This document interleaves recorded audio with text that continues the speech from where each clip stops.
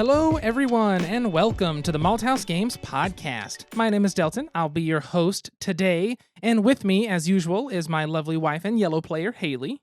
That sound scared the crap out of me. I forgot that you had already put in the intro music, and I was just sitting here, 30 seconds of silence, me bopping around, then ba-da-da-da-da-da-da-da-da, and it took all that I had not to go, ah! It's nice having it. I know we talked about that last time. This is the second time I've done it, and I it makes it forgot. nice because I can put silence before it to get our nice ground for editing, our noise floor, and then we get to hear our own intro for once, and it's nice. It's a nice, refreshing way. Refreshing for you, terrifying for me, but I'm ready. My heart's racing, I'll just point it out next time. ready to roll. Hopefully I remember next time. I'll remind you at least, if I remember to remind you. But yes, welcome to the Malthaus Games podcast. We are a podcast all about board games, tabletop games, card games, RPGs, and things of that sort. We also like to drink beer on our podcast. However, we're doing something different today. We are having coffee. Yes, this is another non-alcoholic episode of the Malthaus Woo! Games podcast. Delton has his cat dad mug, and I have my giant bulbous Hello Kitty mug that Delton hates. I hate it because it holds 2/3 of the French press, and it's impossible to fit comfortably in the dishwasher with all the other dishes. Like, all the cups and glasses can go in this nice orderly line, nice and snug and tight next to each other. No problem. They don't bend the tines that stick up on the top rack.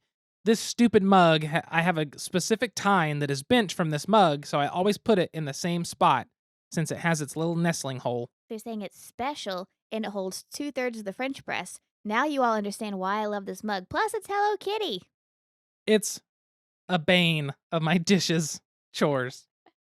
We got a good life. But we decided that we probably shouldn't drink beer on a Saturday morning. I mean, we could, but we started off pretty good today. We got up, Yep. we worked out, we had breakfast burritos, we did a little bit of cleaning, and now here we are to greet you lovely people with a cup of coffee and some motivation to take on the day. I'm very glad we don't have the racket today that we did yesterday for recording. Yesterday, we had our roof replaced, finally, because in Oklahoma, we get hail. And if you, I feel like most people know what hail is, but some do not. If you don't know what hail is, it's literally generally circular pieces of ice that fall from the sky and damage cars and roofs and windows and people. And it's never easy on anything. And our roof has taken hail damage, storm after hailstorm after hailstorm. And finally, the last big one, we were like, okay, now we need to have someone come look at it and actually get this done. And we filed a claim, and it was approved. And so we have a new roof now, and it looks very nice. I went with a darker shade of charcoal, almost black, and it looks really good. I just remember, I know for all of our Oklahoma listeners, having Delton explain what hail is, everybody's like, well, what the hail? Yeah, that's what hail is. But whenever I was in college, my roommate was from up north, and I was at OSU in the student union, and we had a sudden thunderstorm. Hail came down, like sonic ice looking hail. It's like the most Oklahoma thing to say. Sonic ice looking hail fell from the sky, but it lasted 45 seconds. And during this time, I get a phone call from her, and she is frantic. She's like, Haley, where are you? I said, I'm at the student union. Why? She goes, there is ice falling from the sky. And I'm like, yeah. But she had never seen hail before, and it scared her to death. And I felt so bad, but looking back, it was also hilarious. I was like, yep, that's hail. But I can see how that would be terrifying if you've never seen it before. If you've never seen it, it is, because it hurts. You don't want to get out in it, and it will. My last car was totaled through insurance because the damage was higher value than the car was technically worth. And the week we got Delton's new car back in 2013, we drove in a hailstorm. Yep, that was fun. That was super fun. Tornadoes and all. Woo, it was great. The weatherman said, drive south to Norman. We're like, all right. So we got on I-35 and drove south and went and got some Mexican food. And before we knew it, the tornado had made a hard left turn, was coming right at us. And we're like, oh, shit. Hard right turn, but yes. Hard right Sentiment stands. Yeah. But that's been what's going on in our life, aside from working like usual, me playing far too much World of Warcraft. Y'all, I got bok choy seeds. First of all, I harvested all of my lettuce. My lettuce was beautiful. It was my spring romaine lettuce, and it was getting a little hot, so some of the leaves are starting to burn on the edge. So I just harvested all of it, gave some to our number one fan, Allison, and gave some to my boss and my neighbor, and of course, we ate some. And my pepper plants are about 1.5 feet tall, both my bell pepper and my jalapeno pepper. My pumpkins, I got little babe pumpkins. My squash is starting to get the buds where it looks like it's about to start flowering. My potatoes are about the size of marbles. And man, we are just going to have a product. And then I got bok choy seeds to try out. They're supposed to grow 30 to 45 days is all. And you can plant them up in Oklahoma in Zone 7 up to like the first week in June. So I got to get on it. But I'm going to have some bok choy and it's going to be great. It will be nice to have more fresh vegetables. I'm ready for the potatoes. Because I love potatoes. Excited for potatoes. We eat way too many potatoes. And that's okay. We're going to have a self-sustaining potato ecosystem at the Twyman Brack household. Hopefully so, because I love potatoes. I'm really excited. Yeah. Well, since we're drinking coffee today, this is just Aldi coffee. I know we didn't talk about it. Just Aldi coffee. It's no. just Aldi coffee.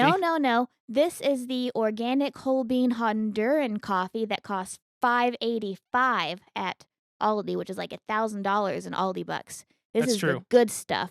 And this coffee, whenever you first brew it, is so light and it's almost a refreshing coffee. It doesn't have the bitterness unless you let it sit in the French press too long, Haley. When I brew it, it's nice and refreshing and light. When Haley brews it, it's like you're just drinking coffee grounds. So there is a difference here. That's why I have so much hair on my chest.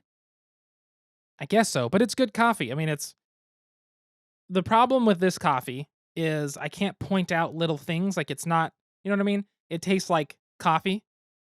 It's hard for me to distinguish things within this coffee. So for me, it's like a smooth vanilla flavor on the tongue.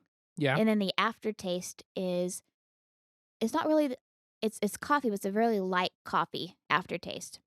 Yeah. It is a little sweet on the aftertaste as well, even though we don't put anything in it. But it's very smooth and fresh and delightful. It's very, very good. But I wish I had some, and I don't, but I wanted to shout it out before we move past our coffee. I have been ordering sporadically coffee from Golden Lantern Coffee Roasters from California. It's a very small operation. I think it might just be one or two people. I heard about it through Misha Mansour on Facebook. He is a guitarist for a band Periphery that I really enjoy. He's been getting this coffee, and he showed a picture and said, hey, I met these guys in person. They're super nice. Their coffee's really good. Try it out. A 12-ounce bag of whole bean is like $20, $21 delivered. They roast it before they ship it. And on the bottom of the bag, it has a, brew by date. But very, very, very good coffee. We've had two different blends, both of which are very good, I think. And I want to try a lot more. They're coming out with a sampler pack where you get 4 different coffees and you only get so many ounces of each. So you can try different ones. But I recommend Golden Lantern Coffee Roasters. I highly recommend them. It's probably the most complex coffee that I've tried. Like Flavor-wise? profile-wise. Yeah. Like you could do a tasting in that like we do a tasting of beer, which you can do that as well for this coffee. But there are so many different notes to pick up in the smell and the flavor and the finish. Their coffee's definitely craft. It's very craft. Yeah. Which is why we only buy it like once a month-ish. Yeah. At most, because it's a little expensive. It's like Delton said, I think $20 a bag, which is like $4,000 in Aldi money. Yes. So, yeah, but we highly recommend it if you want to splurge. It's very good. Well, now that we have the coffee in our bellies, waking us up a bit, and, we after the workout, we had some energy, did some cleaning, got tired again. Now coffee going back up. We're going to do this podcast right. So let's move to the game. Oh, here's the door. It's straight ahead. It's a game. So today, the game of the episode is Polis, Fight for the Hegemony. Yes, I looked that up. It is Hegemony. Not Hegemony, not Hegemony, not Hegemony or Hegemony, but Hegemony. I still think it's Hegemony. I just looked up the official pronunciation. But like... and the accent is on the... In all the political science classes I took, like it was always Hegemony. Always. No matter the professor. Yeah, but you also went to a school that their mascot are the Aggies? No, it's not. You don't even know my mascot? I know. It's the Cowboys. It's bad enough. I always call them the Aggies. Who are the Aggies, actually? Is that a Texas school? Yes. Yeah. There you go. Football. Woo. But still, it was one of those things where we don't use the word often, unless we didn't, because we didn't do a lot of politics. But I've heard it several different ways, never knew how it was pronounced, and it's hegemony. The J is the accent. Hegemony. Yeah, it's weird. It's a weird word to pronounce. Anyway, Polis, fight for the hegemony. Haley's just giving me a look right now. You can feel it, I'm sure. So this game I've wanted for a long time because I'm a big fan of ancient Greece. This game essentially takes place during the Peloponnesian War, which is mainland Athens and the Athenian, used to be the Delian League, they call it the Athenian League, I believe, versus Sparta. If I mess anything up, I'm sorry. It's been a long time since I've read and researched any of this. This is Sparta. This is Sparta. But this is Athens versus Sparta for the Peloponnesian War is essentially what it's about. Now, we picked this up at BGGCon in 2019 at the bazaar where everybody's selling games. I was able to get a sealed in plastic copy for, was it $20? I think it was 15. 15? I think it was 20, and then you said it'll take 15. The guy's like, yeah. Yeah, very excited because I've always wanted it, never wanted to spend the money on it. It was the guy that I made friends with whenever I was in the pitch car tournament and lost miserably. Oh, we just that's kind of right. like hung out against the wall for a while, and he's like, Yeah. Dalton's like, you take 15? I was like, and he was like, yeah. And I was like, yeah. Yeah, it's great. So I finally got it though, along with all of our other games from the bazaar. It is a 2-player only. I don't know if you would call it a war game. It's definitely a strategy game, and even though it involves war, I feel like there's so little war happening. Right. At least for our first play. Like we had a battle once. I mean, it's area control. We didn't have a battle at all. Oh, we almost had. We almost did, and you were like, "Oh, I misunderstood," and I was like, Yeah. "Yes, that's fine. Let's redo." Yeah. So we almost had a battle. It was a lot more. I'm gonna take over this land and loot its resources and try to feed my people and make cool statues. Essentially, the way this game is going to function is one of you controls Athens and one of you controls Sparta. Each of you start with so many cities that are under your control. Those cities have a starting population, and then you have so many hoplites, which are soldiers, in different regions on the board. You then send your hoplites around, basically asking for goods from the different regions that you are part of. Asking. Yeah, asking, quote unquote. I can't think of what the actual action's called. Collect tribute. So you collect tribute from the regions that you're in, if you hold a city and whatnot, and you can also send those hoplites out to take control of newer cities, or you can do a political takeover, which is where you're actually bribing people to switch sides, is how that's done. So you're going through, kind of fighting over these territories and cities, making hoplites so you can get resources and goods, and you're trying to come out with the most points at the end of the game, or just not be beaten outright like I was. So in the game, you're going to go through a full game of only 4 rounds, 3 in a starter game, which we did the starter game, but I lost at the end of it anyway, and it would have been the end of a 4-round game. But each round is set up of my turn, your turn, my turn, your turn, my turn, your turn, until we both pass, which I felt was very unique in this game, and I wasn't expecting that, because most games have a limited turn number or a certain amount of workers to put out or something like that. And this is literally do everything that you want to do until you don't want to do anything, which can be hard because what I found in this game is it's very easy to overextend or overspend, which was what I did constantly. It's a metaphor for life. I think it is a metaphor for life. So in this game, there are also trade routes, and you can have battles in the ocean. There's different sea territories. The trade routes that you can take allow you to sell goods for wheat or money. Basically, in this game, the Athenian player starts off with more access to silver, but hardly any wheat. And the Spartan player starts off with more access to wheat and hardly any access to silver.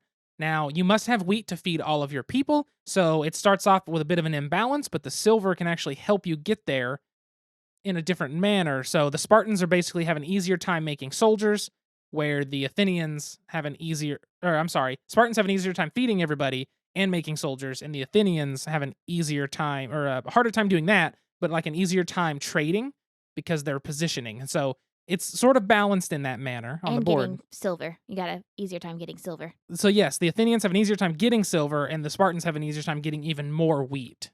And so it keeps that balance in the game unless you attack, which is something, like I said, we didn't really get into. So the game's going to go back and forth taking those actions on your turn. There's 12 total actions you can choose from, which is crazy. And most of them only require, like, if you wanted to take a city, you just have to move your soldiers first.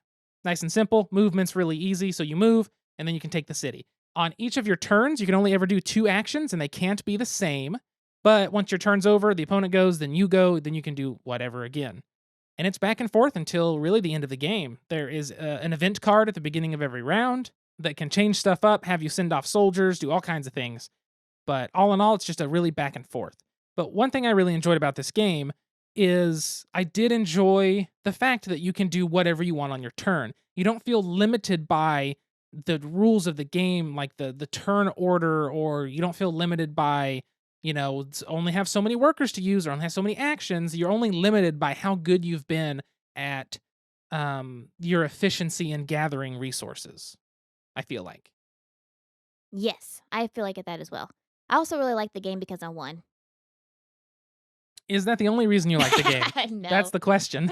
It's not. I really like the balance between area control and like collecting the resources, because you can't just like say, "I don't collect resources." You have to manage your resources so that way you have the hoplites, you have the what is it? Not honor, Prestige. prestige, in order to like collect those things. If you don't have any prestige, you can't like go to a region and be like, "Hey, give me resources." They're like, "Pff, who are you?" And so I really like that you have a set amount of prestige every turn that you have to earn each turn in order to take your turns. And you can't get more prestige very easily, just like you can't get much silver very easily. And so you're kind of limited. So you can't like take unlimited turns.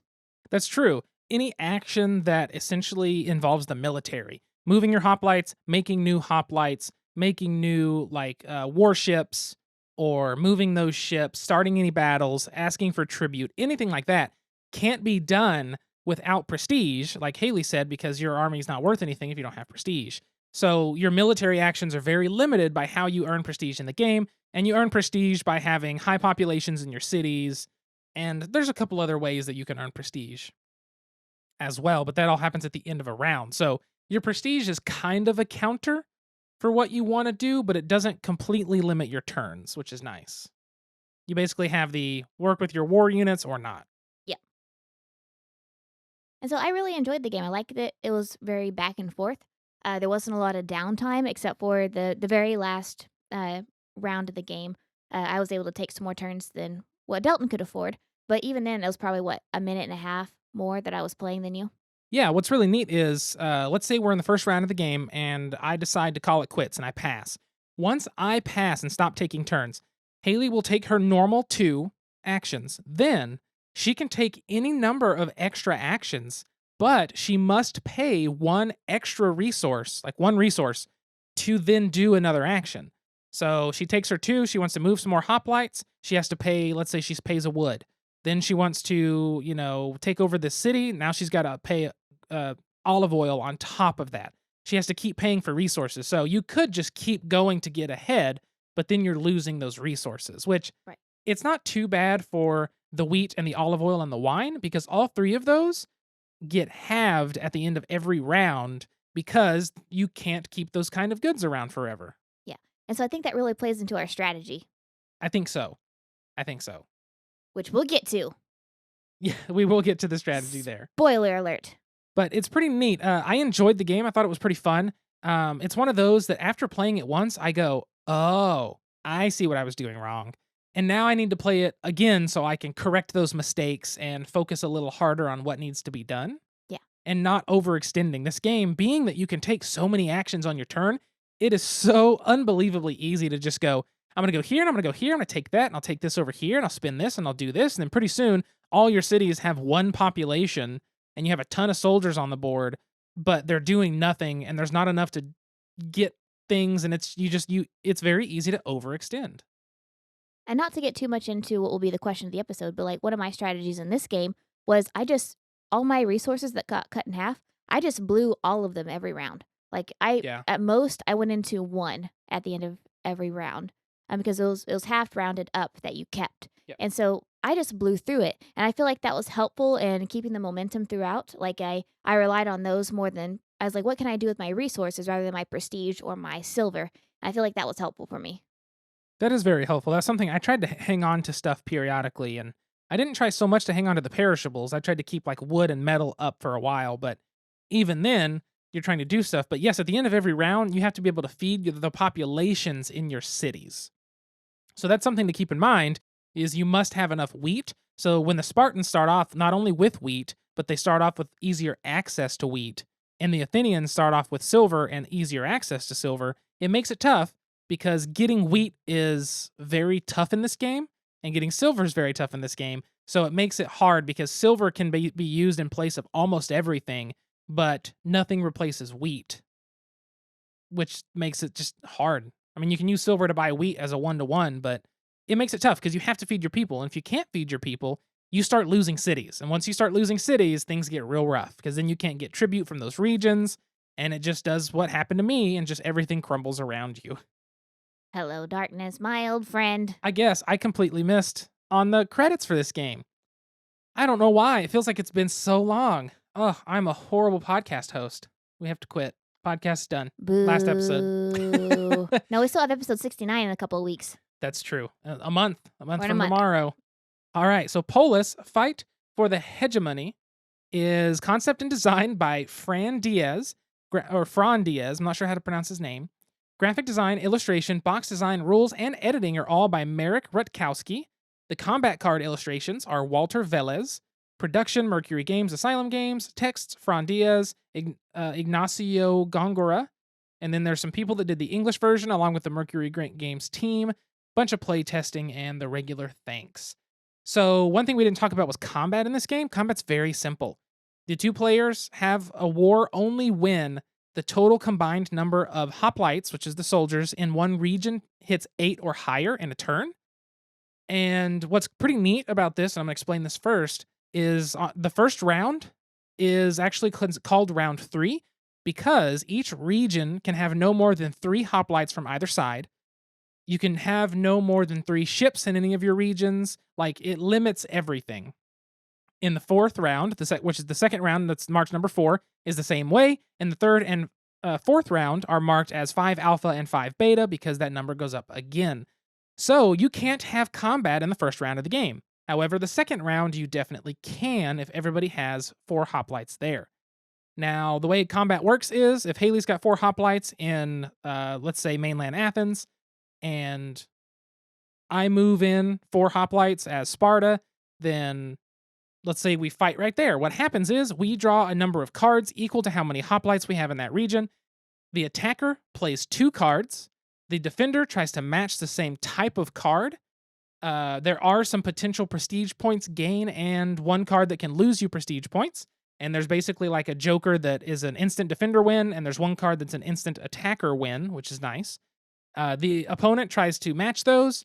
If they can't, so let's say I play a card that's a phalanx and archers, and Haley plays a phalanx and cavalry as the defender. Well, since as the attacker, my archers were unblocked by other archers, then I win 1.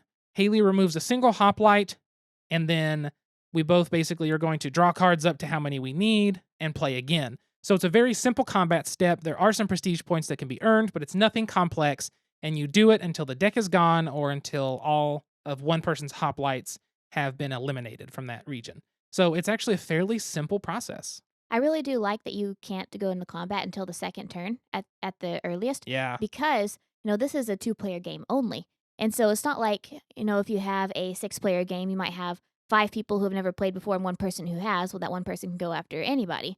It is, or if you have 5 people who have played it before, 1 person who hasn't. This is if you come in with experience, then it keeps you from going in and just attacking the other person. It gives the person who has no experience time to kind of get a feel for the game, because after you play the first round, like you basically got it.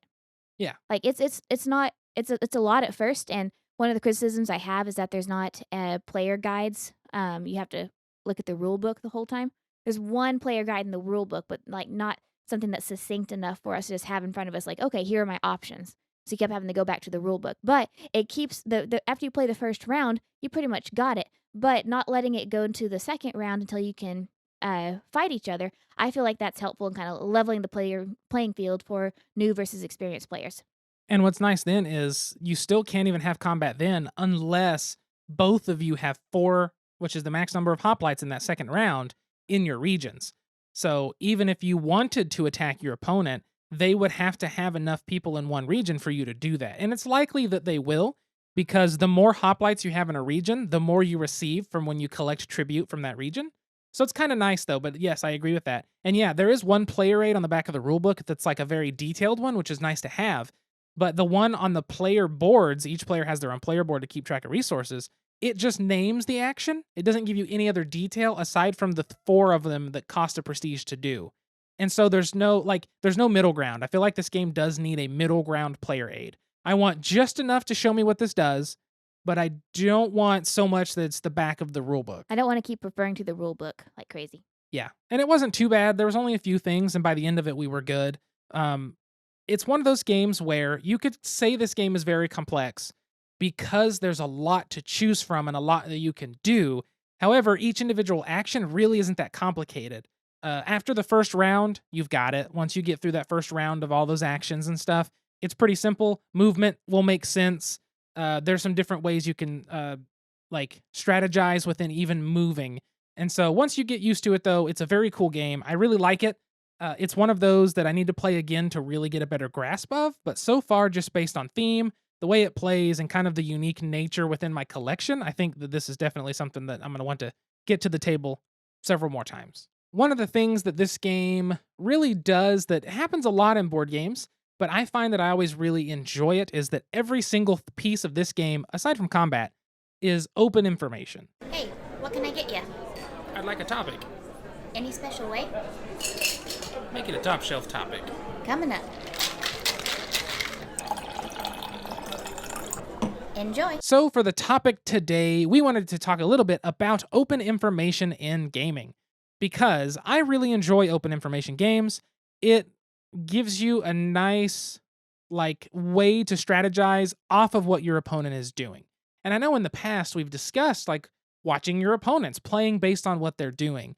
But there's something about this game where every little single thing they're doing, how many resources they have, how many points they have, their cities they control, it's all right there in front of you. And I know, like I said, a lot of games do this, but for some reason in this game, that mixed with the number of turns and actions you can take really makes it feel like just everything's open. Yes, and I really like that because I like this psychological side of it where you try to figure out what the other person is trying to do, like what their strategery is. So games like this where everything is open information, I mean, you don't have the deception. A lot of games I like the deception, but I like being able to look over and see what Dalton's doing and say, okay, what is he going to do next? Is it by what he's collecting? Is he trying to go over into my territory and take over my things? Is he collecting enough? Does he have the 6 silver that he needs in order to convert this territory that we're both trying to go after or both moving towards to take over? What is he doing? And so I feel like that keeps your interest between turns as well. Because a lot of times whenever the information is hidden, whenever it's not your turn, you're just kind of well, I can kind of suspect what they're doing, but otherwise I'm just going to sit here and watch the board and wait. But with this one, I really feel like with the open information, it gives you the opportunity to try and figure out the other person in that time. So it feels like there's a lot less downtime when games are like that. It really, really does. This game does really well with it. The only thing, like I said, that doesn't have open information with this game is the combat. And that's only because you draw your little hand of cards and you play and you try to match it. But that's so simplified, and it's combat. I don't think combat should be 100% open information, or else it'd be kind of boring. If you had a war game, I mean, I don't even know how Warhammer really works, but if you just had units together and you're like, I shoot, cool, you shot me, but they throw dice in, which is kind of like a hidden information in a way, even though it's random. And cards are kind of the same way, except you have the choice of picking which one. So I feel like if they didn't have cards, they had a simpler, I have more than you, therefore I win, it would be boring. Yes. There would be nothing to consider during combat. But with the cards, I mean, you just get them, you draw 3 random cards at the beginning of combat. It's not like you are holding these cards back, waiting 3 or 4 rounds for you to play them. I have collected this card, which is an instant win. It's not anything like that. It's you get the luck of the draw. If you have the resources to support those cards, that's great. If you don't, you can't use them. Yeah, exactly, because there's only the one that loses you a prestige. But it's nice because there's one, and when you use it for that combat, and if you win with it, that's only one hoplite you've killed, so you keep going. Yeah. And if the defender has the one that's an instant defend, it matches everything, then they've used it and it's over. So it's that could be I've held this for this combat, but once combat's over, you discard all your cards, they shuffle back in. Right. And that's it. So that's not too big of a deal. But yeah, I like that you can see where your people are going, see what they're going for, your opponent. And it's just, I don't know, this game has a different element of, well, how many people are in your city? So if I want to take your city, you have these, I need to do this, or send the political guy, but how many coins do I have to spend? And you start thinking of every little thing and you realize how open the game is to actions and different ways you can try to win. They're open, but they're contingent on the other player as well, because if one player Yes. has taken some of those actions, then you can't. If I've taken control of a city and I collect the resources from it, I do my what is it called? Collecting tribute. Collecting tribute. And then Delton takes over that city, he can't collect tribute from it that round, not till the next round because it's already been taken. Yeah, so you can block your opponent from doing some things. And so if you see someone going for something, you can try to cut them off. But then that's when you start getting a bunch of hoplites in one region. You might Mhm. have combat over it. And so it's really interesting because you can watch what they're doing and try to either respond or go do something else to beat them to it. And I feel like there's a lot of great games like that, like Patchwork. Patchwork is open information. That's true. Patchwork is all open information. You can see what's coming and what's gone. You can kind of try to figure out what they're going to do. Oh, you're gonna need that little piece right there. It looks like the cross. Haha, I'm gonna take it because I'm a jerk. And also, I don't have any buttons, so I have to take it. That's accurate. That's very accurate. I mean, there's a ton of games with open information, but there's something about seeing every single thing that's happening that makes a game feel like you can have more strategy. And sometimes that may not be the case. Your opponent's just hiding something from you.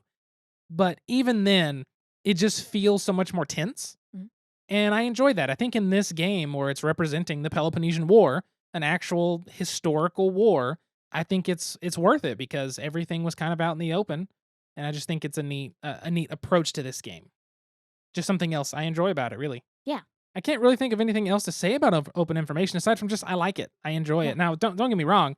I play a lot of Magic the Gathering, and you have a whole hand of cards that nobody knows about. You know, like there's all kinds of hidden role games and stuff where information's always hidden, and those games are just as fun. But open information it fit with this game, and it's part of what I like about this game. And I think it's worth looking into. If you haven't played a lot of games like that where everything's out in the open, try it out because it's tough, but it's also very fun. I also feel like that's the kind of games we were raised with, like Connect 4, Mhm. Monopoly, Sorry. Life. Yeah. They're all open information games. Like all the games that we played, the Milton Bradley and the Hasbro, are all open information. So it's like the concealed information is something that's actually new. Yeah, Think about it. that's very true. I haven't thought about that. Yeah, that's really interesting. But it's just they're good, you know? I like it. Yeah. Maybe that's what got me into psychology early, is watching my sibling and my cousins play all these life games. Like, what are you doing? I'm going to try and guess what you're going to do next. Oh, yeah, I could see that. Yes. Because that's the type of game to do it. I need to rewrite my autobiography now. There you go. Right, and started off with that. When I was watching them play live. I watched their life flash before my eyes. Oh my gosh. So lame. So lame. I think with that, we should move to the question. And now, join us for a Malthaus Games podcast special, Pint-Sized Question. The question for this episode is, what is your strategy when learning a new game? Because we've thought about this, and we've talked about playing a new game, how you approach it, but there's always one thing that's similar in the way you play all new games if they have something similar to another game. That doesn't make a lot of sense. So, Haley, go ahead and answer, and it will make sense, I think. Okay, I was so confused by what you said just Yep. now. I forgot what the question was. Okay. I was saying that when you start a new game, if it's similar to something you've played before, you're Oh. going to adopt that strategy. Yes, okay. That's what I was saying. I said it in a horrible way. I was so, like, I came up with the question, but I was so focused on trying to figure out what the hell you were saying. I think we I need more forgot. coffee. We need more coffee is what it is. Oh my god. So yes, what is your strategy in a new board game that you've never played before? It's your first play. What is your main goal generally? So generally my main goal is, if there is feeding people, I do that first. That is what I always do. So with Polis, fight for the hegemony. Hegemony. Hegemony. There you go. Like I collected food first. And same thing with Agricola. Agricola, I've only lost once, and that was to Mac. And I've played it a lot. But every time that I play, I always go for food first. And so I feel like that's been the most helpful strategy, is anytime that I need to feed my people, that is the top thing that I need to do. And I feel like that's most effective for me. What about you? So I wish I would do that because that's part of why I lost Polis. And I should say, at the end of a round of Polis, if you have 0 prestige after people are awarded prestige, then you lose. And that's what happened. I earned 0 prestige. I was at 0 prestige, and I lost. So it's fine, whatever. But yes, I wish I would have done that. My strategy is always just to try to figure the game out, which just isn't really a strategy, but I find that when I play a game and it's like, you have to feed your people, I'm like, cool, I'll do that at some point. It's really trying to figure out what the game wants me to do. Like, I always feel like every game has a goal that they want their players to go for. And in this game, I was having a hard time figuring out, like, yes, you have to feed your people, but is it wanting you to save up enough perishable goods that when they get halved, you still have some so you can trade them for more wheat or silver later? Is it wanting you to take over more territories and try to maintain that, or have fewer territories with higher populations? Like, I was trying to find what it was. So my strategy is not really a strategy. It's basically trying to figure the game out. Well, what is like the one thing that you always do? So like me, I always go in and feed the people. Like, what is something that you always do? Or do you? Overextend. Overextend? I always overextend in games. New games. Every single new game, it's like, hey, you can take over this, that. And I'm like, friggin' sweet. I only leave one defender behind. It'll be fine. And that's how I look at it every time. Acquisition disorder. Yeah, and it's terrible because I'm like, I can take that. No one's on it. I'll take this. No one's got that. You know what? I'll take that too. And then I'm overextended. I have no defenses. I can't afford anything. I've spent all my money, so I can't have any wheat to feed my people, and I lose. So I don't really have a strategy that I do in every new game. I'm just trying to figure it out, and in doing so, I always do something stupid like overextending. It was like a metaphor for your bachelor pad when you were 21 years old, and Yep. you had like 400 million of those, what are those little figurines? The ones My that hero clicks? Hero clicks. You had like a bajillion hero clips. You acquired so many hero clips, but the only thing that was in your refrigerator was a jar of mayonnaise and a half-eaten package of bacon. And some Guinness. No! I always had Guinness in my fridge. There were times where you had none. I went with you for beer runs all the time. But yes, I do. I overextend into things. I dabble a little bit, and I get my toes wet, and then I go, tee-hee, I'm going to go try the other water. And then I go to the other water, and I dip my toes in that water, and I just do that forever, and that's my life. Except for board games. That seems to be the one thing I've dove into, and I guess the podcast now that we've actually fully dove in. Yeah. Swum in. Swum in? Swum in. We swum in. But yes, that's my strategy. Lose. That's what it comes down to. No. I know that we joke that I win a lot, but Delton wins a lot too. Oh, do you want me to fact check this? Because that's wrong. Oh, okay. Hold on. Here, we're going to... Well, okay, I'll tell you that. First plays, I typically win. First plays, like first play of a game. But after that, it kind of balances out some more. I think, anyway. But first place, for some reason, I typically wins. Because I feed my people. Just like Steve Miller Band told me to do. Gotta feed the people, can't get enough to eat. Yeah. All right, so I have pulled up my Board Game Stats app, which, by the way, I highly recommend the Board Game Stats app with all the extra content. If you're a nerd. If you're a nerd, because it's worth it. Do you want me to look up 2-player games or just in general, I guess? I guess just in general, just with us. So just in general, if you go to players and you look at me and you... Well, I guess that's the hard part. I don't think I can sort just me and you playing games. Out of all of our total plays, actually, we have a tied win percentage in my phone at 37%. Hey. The highest win percentage in my phone of friends we play with is Mac at 53%. Jiminy Christmas. Elijah's at 50. We've played, it looks like 10 games with Elijah. Kyle is the next at 41. Tyler's got 36. Who has the lowest? The lowest percentage? Well, it depends on number of games you want to look at. We've only played 7 games with Gates, and she's at 14. But we've played 44 games with Cass, and Cass is at 27. Sorry, Cass. So it just depends on, how you look at it and stuff, because it's a percentage based on the number of games they've played, but it's not comparing it like right, okay. proportionally. That's what I was wondering, like proportionally. Yeah. And this is only the games I've recorded, which means we have been, or at least I have been, a part of. So you have to consider that as well. But yeah. Here, I'm going to look at just our 2-player games. I know this is probably boring for everyone listening. It's exciting for me. 2-player only games. Now, I do play more than you. I've played 312 logged. You've played 271. Because I've played with Kyle, a lot with Brian. Right. And then Yeah. I don't log my 2-player games when I play with Kyle or whatnot. Exactly. So based on that, me having 312 plays, you having 271, I have a 52% and you have a 45. So, Ah, but again, that's not proportional to each other. Yeah. And it sounds like it's probably awfully close. yeah. But So we're pretty close. I think I win more of the first play, yes, but then you win more games whenever we're playing with other people. I think so. I think so. That's probably accurate. Anyway, I feel like this question's gone on for a decade. That's going to have to be where we start to wrap up this episode. The first thing we're going to do is shout out our great Patreon backers, of course.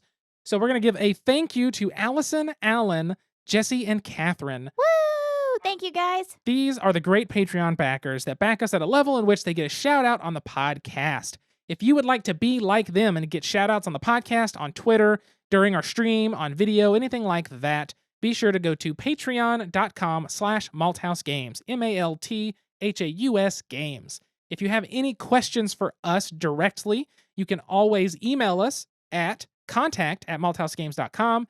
You can message us on any social media at malthousegames. You can find me directly at Delton Brack, DELTONBRACK. You can find Haley at SQUIRRELLYGEEK. that is at Squirrely Geek. If you have any topic you want us to cover, any game for us to look at, or a question you want us to answer, just refer to those contact pieces of information. Before we wrap this episode up, we did want to make a statement in solidarity with everything going on in the world right now. We also want to make a stand on the protesting that's been happening all over the United States. No, we are 100% behind the Black Lives Matter movement. You know, what has happened through generations of systemic oppression and racism is atrocious.